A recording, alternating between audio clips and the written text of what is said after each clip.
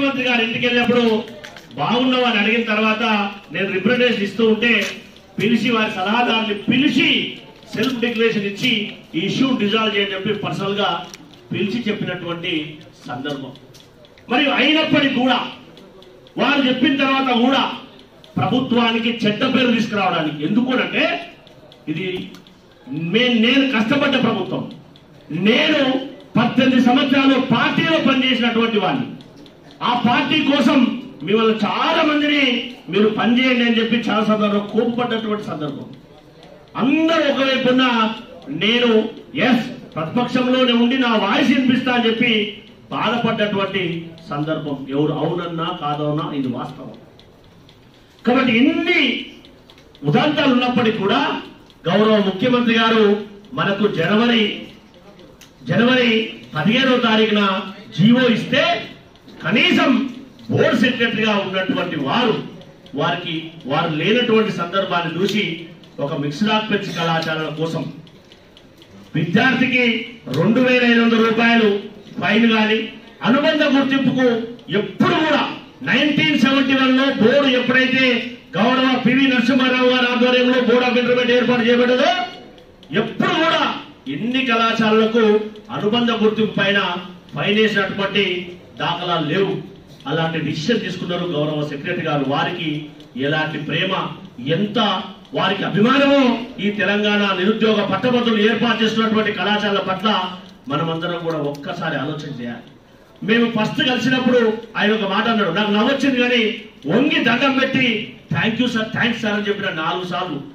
నా మిత్రులు అన్నారు, అన్న నువ్వు ఎన్నిసార్లు దిగినావు, అన్ని వరండాల 3 రోజులు తిరిగి ఆయన తెచ్చినట్టే కూడా నువ్వు థ్యాంక్స్ చెప్పొచ్చినావు అన్న. అంటే సరే మనం ఒక్కడికి ఎంత వేసినంత మాత్రాన మనం ఓడిపోయినట్టు కాదని నేను మనసులో అనుకున్నా, కానీ వారికి ఎక్కడ కూడా బయట చెప్పలేదు. నేను ఎవరి తిరిగినా, ఎంతమందిని కన్విన్స్ చేసినా, ఏం చేసినా అనేది ఎక్కడ కూడా చెప్పలేదు. కాబట్టి నేను ఎందుకు చెప్తున్నానంటే ప్రభుత్వం పైన మమ్మల్ని ప్రేరేపించే విధంగా బోర్డు చరిత్రలో ఎప్పుడు కూడా లేదు. మరి దాంతో పాటుగా బోర్డ్ ఆఫ్ ఇంటర్మీడియట్ విద్యా వ్యవస్థలో ఎప్పుడు లేనట్టుగా ఎంబీబీఎస్ విద్యార్థులకు కానీ లేదా ఏదైతే ఐఐటి నీట్స్ అనే విద్యార్థులకు కానీ మేము ప్రాక్టికల్ చేపిస్తాం.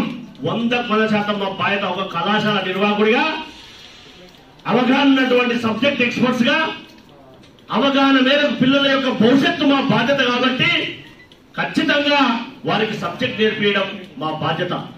కానీ చెప్పవలసినటువంటి సమయంలో చెప్పకుండా ఏదైతే ఫిబ్రవరి 3వ తారీఖున పరీక్షలు ఉంటే వారికి కనీసం 10 రోజుల ముందే వాళ్ళు ఇచ్చినటువంటి డేట్ చూసినప్పుడు జనవరి 12వ తారీఖున మెమో జారీ చేశారు. మరి మనం అంటుంటాం కదా, గౌరవ సెక్రటరీ గారు కానీ వారి పైన ఉన్నటువంటి ఆదేశాలు జారీ చేస్తున్నటువంటి ఉన్నతాధికారు ఆయన ఒక్కసారి ఆత్మపరిశీలన చేసుకోవాలి. ఎందుకు అనంటే మరి విద్యార్థులు ఎవరైతే మానసిక ఒత్తిడికి గురై వారి విలువైనటువంటి ప్రాణాలు కోల్పోతున్నటువంటి కళాశాల పైన కనీసం చర్యలు తీసుకోకుండా ఉన్నటువంటి మీరు మరి ఈ రకంగా ప్రేరేపిస్తే ఎటువైపు మీ ఆలోచనలు ఉన్నాయో ఒక్కసారి దయచేసి ఆలోచన చేసుకోవాలని చెప్పి ఒక కామన్ మ్యాన్ గా, ఒక యాజమాన్య సంఘంగా మిమ్మల్ని ప్రశ్నిస్తా ఉన్నాం. దాంతో పాటుగా మీకు బాధ్యత ఉంది. ప్రజాప్రభుత్వం ఏర్పడిన తర్వాత విద్యా వ్యవస్థను గత 10 సంవత్సరాల్లో నిద్రావస్థలో వెంటిలేటర్లో ఉన్నటువంటి విద్యా వ్యవస్థను గాడిలో పెట్టవలసిన బాధ్యత మీ మీద ఉన్నప్పుడు, ఏవైతే మార్పుల పేరు తీసుకొచ్చినప్పుడు ఎవరైతే అందులో స్టేక్ హోల్డర్స్ ఉన్నారో వాళ్ళ గురించి గ్రౌండ్ ఫీడ్బ్యాక్ తీసుకోవాల్సినటువంటి బాధ్యత మీ పైన ఉందా లేదా దయచేసి మీరు ఒక్కసారి ఆలోచన చేయాలని చెప్పి ఒక తెలిసి తెలవని మీరు అనుకుంటారు కదా, ఇది వాస్తవమా కదా దయచేసి ఆలోచన చేయాలని చెప్పి కూడా అప్పీల్ చేస్తా ఉన్నారు. బాంబు వేస్తా ఉన్నారు, నాటు బాంబు లాంటి. తెలంగాణ రాష్ట్రంలో ఎక్కడ లేని విధంగా గతంలో బోర్డ్ ఆఫ్ ఇంటర్మీడియట్ సెక్రటరీగా పనిచేసినటువంటి సీనియర్ ఐఏఎస్ అధికారులు కూడా చేయనటువంటి నేను మార్పులు తీసుకొస్తానని చెప్తా ఉన్నారు.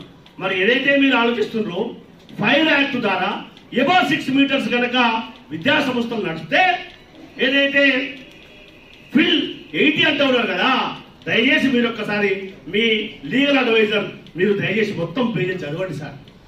ఎవరైతే పిటిషనర్ గారు ఉన్నాడో అతను ఏం అడిగిండు, మీరు ఏం కంప్లైంట్ సబ్మిట్ చేశారో దయచేసి ఒక్కసారి చూడండి సార్. అందులో అడిగినటువంటి ఏవైతే పిటిషన్ ఉన్నాడో అంత ప్రేయర్ ఏమైతే ఉందో తెలంగాణ రాష్ట్రంలో ఉన్నటువంటి ప్రభుత్వ జూనియర్ కళాశాలలో శానిటేషన్ కానీ వాటర్ కానీ ఇన్ఫ్రాస్ట్రక్చర్ కానీ ప్రాపర్ గా లేవు అని చెప్పి కూడా వారు అడిగారు సార్. కానీ మీరేం చెప్తున్నారు? తెలంగాణ రాష్ట్రంలో ఉన్నటువంటి ప్రైవేట్ జూనియర్ కళాశాల గురించి మాట్లాడుతున్నారు సార్. ప్రేయర్ ఒకటి ఉంటే మీరొకటి సమాధానం చెప్పి మా మీద కన్ను పెట్టి పిల్లల జీవితాలతో ఆడుకోవడం ఎంతవరకు సమంజసమో ఒక్కసారి ఆలోచన చేయండి దయచేసి. సో మనమేం చెప్తున్నామంటే ఖచ్చితంగా తెలంగాణ ప్రైవేట్ జూనియర్ కళాశాల సంఘం ప్రజాప్రభుత్వాన్ని అప్పీల్ చేస్తా ఉన్నాం. గౌరవ సెక్రటరీ గారు ఖచ్చితంగా మా జీవితాలను నాశనం చేయడానికి, తెలంగాణ రాష్ట్ర ఇంటర్మీడియట్ విద్యా వ్యవస్థను విధ్వంసం చేయడానికి మమ్మల్ని ప్రభుత్వంతో యుద్ధం చేయాలని ప్రేరేపిస్తున్నారు. దయచేసి ప్రభుత్వ పెద్దలు ఆలోచన చేయాలి. ఆలోచించకపోతే మేము ఎవ్వరం కూడా సెంటర్స్ ఇచ్చే ప్రసక్తి లేదు. మేము పరీక్షలను నిర్వహించాం. ఎందుకనంటే 3 సంవత్సరాల నుంచి ప్రభుత్వం ఎక్కడ కూడా స్కాలర్షిప్లు చెల్లించలేదు. అయినా మా ప్రభుత్వం ప్రజా ప్రభుత్వం గత ప్రభుత్వం పెండింగ్ పెట్టింది చెల్లిస్తారు అనే నమ్మకంతో గౌరవ ముఖ్యమంత్రి గారి పైన, ఉప ముఖ్యమంత్రి గారి పైన, సంబంధిత మంత్రుల పైన నమ్మకంతో పోతా ఉంటే మీరు నమ్ముతారా మమ్మల్ని అని చెప్పి ఈ ఐఏఎస్ ఆఫీసర్లు మమ్మల్ని ప్రేరేపిస్తా ఉన్నారు. కాబట్టి దయచేసి ఆలోచన చేయండి గౌరవ పెద్దలు. ఇప్పటికైనా తెలంగాణ ప్రైవేట్ జూనియర్ కళాశాల సంఘం తరఫున సెక్రటరీ గారిని కానీ ఉన్నతాధికారి ఐఏఎస్ ఆఫీసర్ని కానీ డిమాండ్ చేస్తా ఉన్నాం. మా జూనియర్ కళాశాలను మీరు చంపాలనుకుంటే మా కళాశాలను నిర్బంధం చేయాలనుకుంటే మీరు చెయ్యండి. కానీ మేము చావడానికి సిద్ధంగా లేము. మేము ఇప్పుడు ఎవరం కూడా 2 సంవత్సరాల క్రితం 3 సంవత్సరాల క్రితం జీవో 90 వచ్చినప్పుడు పెట్టినటువంటి కళాశాలలు కావు. మేమందరం కూడా 30, 40, 20, 15 సంవత్సరాల నుంచి కళాశాల నడుపుతున్నాం. 1000 మందికి విద్యాబుద్ధులు చెప్పినటువంటి వాళ్ళం సార్. దయచేసి మీరు చెప్తా ఉన్నారో మేము చెప్తా ఉంటే సెంటిమెంట్ అని అంటా ఉన్నారు. సెంటిమెంట్ అంటే ఏందో అంటే జీవో వచ్చిన తర్వాత కూడా ఇంప్లిమెంట్ చేయకపోవడం అది ఏ విధంగా బాధ్యతను దయచేసి మీరు ఆలోచన చేయాలి. ఈ ప్రభుత్వాన్ని బదనాం చేసే ప్రయత్నమా కాదా దయచేసి ఆలోచన చేయాలి. ఇక్కడున్నటువంటి 200-300 మంది యాజమాన్యాలు రేపటి నుంచి ఏవైతే జనరల్ సెక్రటరీ గారు జిల్లాల వారిగా ఇన్ఛార్జ్లు వేసిండ్రో వాళ్ళు రేపటి నుంచి డిఐఓలందరికీ మేము ప్రాక్టికల్ సెంటర్స్ నిర్వహించాం. థియరీలకు మా సెంటర్ నియమని చెప్పి ఎవరైతే ఆమోదం అందరూ కూడా చేతులెత్తి మద్దతు తెలుపవలసిందిగా రిక్వెస్ట్ చేస్తున్నాం అందరినీ ప్లీజ్. ఎట్టి పరిస్థితుల్లో కూడా ఎందుకోనంటే ఇప్పటికైనా తెలంగాణ ప్రైవేట్ జూనియర్ కళాశాల సంఘం తరఫున సెక్రటరీ గారిని కానీ ఉన్నతాధికారి ఐఏఎస్ ఆఫీసర్ని కానీ డిమాండ్ చేస్తా ఉన్నాం. మా జూనియర్ కళాశాలను మీరు చంపాలనుకుంటే మా కళాశాలను నిర్బంధం చేయాలనుకుంటే మీరు చెయ్యండి. కానీ మేము చావడానికి సిద్ధంగా లేము. మేము ఇప్పుడు ఎవరం కూడా 2 సంవత్సరాల క్రితం 3 సంవత్సరాల క్రితం జీవో 90 వచ్చినప్పుడు పెట్టినటువంటి కళాశాలలు కావు. మేమందరం కూడా 30, 40, 20, 15 సంవత్సరాల నుంచి కళాశాల నడుపుతున్నాం. 1000 మందికి విద్యాబుద్ధులు చెప్పినటువంటి వాళ్ళం సార్. దయచేసి మీరు చెప్తా ఉన్నారో మేము చెప్తా ఉంటే సెంటిమెంట్ అని అంటా ఉన్నారు. సెంటిమెంట్ అంటే ఏందో అంటే జీవో వచ్చిన తర్వాత కూడా ఇంప్లిమెంట్ చేయకపోవడం అది ఏ విధంగా బాధ్యతను దయచేసి మీరు ఆలోచన చేయాలి. ఈ ప్రభుత్వాన్ని బదనాం చేసే ప్రయత్నమా కాదా దయచేసి ఆలోచన చేయాలి. ఇక్కడున్నటువంటి 200-300 మంది యాజమాన్యాలు రేపటి నుంచి ఏవైతే జనరల్ సెక్రటరీ గారు జిల్లాల వారిగా ఇన్ఛార్జ్లు వేసిండ్రో వాళ్ళు రేపటి నుంచి డిఐఓలందరికీ మేము ప్రాక్టికల్ సెంటర్స్ నిర్వహించాం. థియరీలకు మా సెంటర్ నియమని చెప్పి ఎవరైతే ఆమోదం అందరూ కూడా చేతులెత్తి మద్దతు తెలుపవలసిందిగా రిక్వెస్ట్ చేస్తున్నాం అందరినీ ప్లీజ్. ఎట్టి పరిస్థితుల్లో కూడా ఎందుకోనంటే we are for the students, we are for the development of the students. We have to think about the students. Students are so important. అనే కాన్సెప్ట్ బోర్డ్ సెక్రటరీకి ఉండకపోతే ప్రాబ్లం సాల్వ్ చేస్తాం. మేము ఉంటే మా దగ్గర ఏదైనా మిస్టేక్ ఉంటే సాల్వ్ చేస్తాం. మేము నియమించలేము కదా. ఇప్పటి వరకు 4th నాడు వీళ్ళకు ఆర్థిక పెట్టదు, థర్డ్ నాడు ఎగ్జామినేషన్. అయితే ఎట్లా అంటే మా వాళ్ళు అందరూ వచ్చి ఇప్పుడు మీరు వస్తారంటే కొంత ఆగిపోయారు. పెద్ద గందరగోళం పొద్దున 10 గంటలకు ఎగ్జామ్ ఈ కాల్ టికెట్ పెట్టాలి. అది మీరు ఏ రకంగా మాకు సాయం చేస్తారు అనేది మీరు వచ్చిందంటే మాకు అంత సంతోషంగా ఉన్నాం. ఎందుకంటే ఇది మామూలు సమస్య కాదు, ఇది సొసైటీకి సంబంధించిన సమస్య. It is not for single cause, ఇది ఇంతమంది విద్యార్థులకు సంబంధించిన సమస్య. కాబట్టి మీరు దీన్ని తప్పకుండా సాల్వ్ చేయాలని మీ మీద ఆశతో. Thank you. ప్రాక్టికల్ ఎగ్జామినేషన్స్ నుంచి స్టార్ట్ అవుతుంది. దానికి ఈ బోర్డు సెక్రటరీ గారు ఏం చేసిందంటే ప్రతి ల్యాబ్ లో 2 సీసీ కెమెరాలు పెట్టాలి, ఆడియో క్లిప్ రావాలి.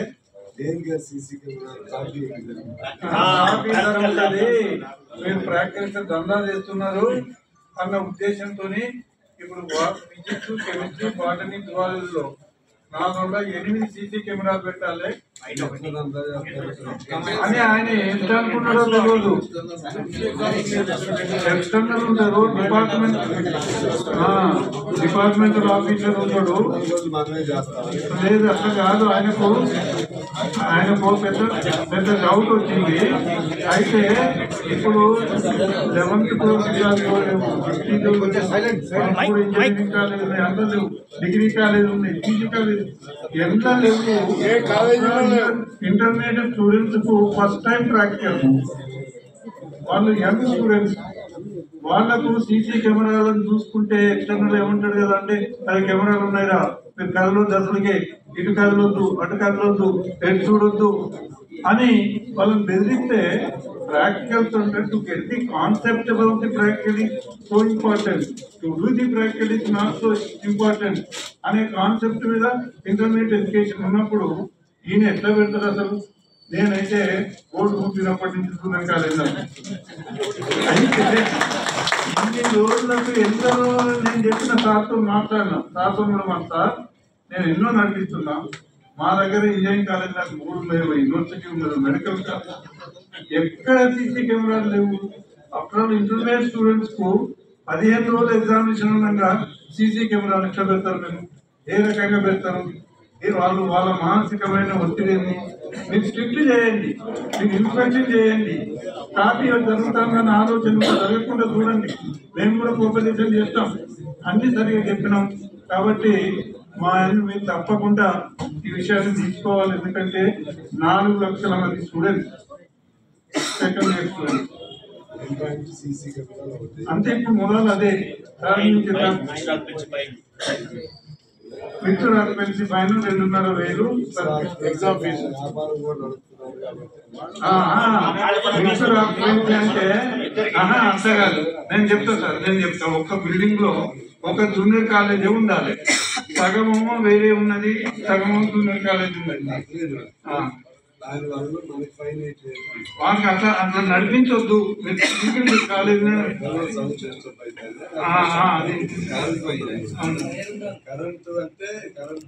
అది కాదు, అటువంటి కాలేజ్ షాప్ ఉందనుకో,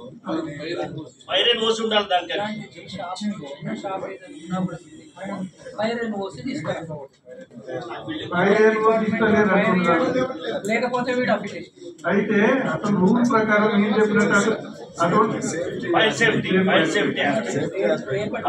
అయితే మొదలైతే థర్డ్ నుంచి ఒకటి సీసీ కెమెరాలు ప్రాక్టీస్ ఉన్నది, ఒకటి మిక్స్డ్ ఆక్యుపెన్సీ 2,500 ఫీజు ఉన్నది. ఇది బోర్డు ఎట్లా ఉన్నదంటే సెక్రటరీ గారు అసలు ఆయన వీళ్ళు పోతే అపాయింట్మెంట్ కూడా ఇవ్వలేదు. మీరు ఏమైనా చేసుకోండి, ఏదైనా మాట్లాడిన దగ్గర దాకండి. ఐఐటి చేస్తున్నటువంటి విద్యార్థులకు ఉన్నాయి, ఎవరికి ఉండే సార్. ఇంటర్మీడియట్ లో మేము ప్రాక్టికల్ చేపియమని సార్ 100% చేపిస్తాం. ఒక కాలేజ్ నిర్వాహకులుగా, ప్రిన్సిపల్ గా, అవగాహన ఉన్నటువంటి అధ్యాపకునిగా మా ప్రాథమికమైనటువంటి బాధ్యత.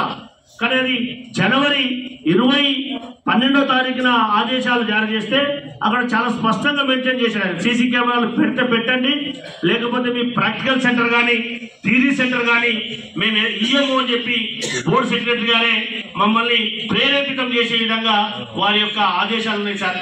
కాబట్టి ఇవన్నీ కూడా డబ్బుతో ముడిపడినటువంటి సార్. ఒక్కో కళాశాలకు 40 నుంచి 50 వేలు బటన్ అయ్యే అవకాశం సార్.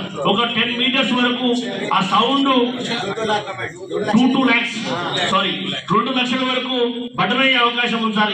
ఈ పరిస్థితుల్లో మేము పెట్టే అవకాశం లేదు కాబట్టి దయచేసి ఇవన్నీ మేము పెట్టలేని పరిస్థితి. మేము స్టార్టింగ్ నుంచి చెప్తే దానికి ఏ విధంగా చేయాలి, ఎట్లా చేయాలి అని అవకాశం ఉంటుంది కాబట్టి దయచేసి ఆలోచించవలసిందిగా మా పిలుపుడు సంఘం ఆంధ్ర ప్రెసిడెంట్ వరదారెడ్డి గారు 5 నిమిషాలు మాట్లాడవలసిందిగా రిక్వెస్ట్ చేస్తారు.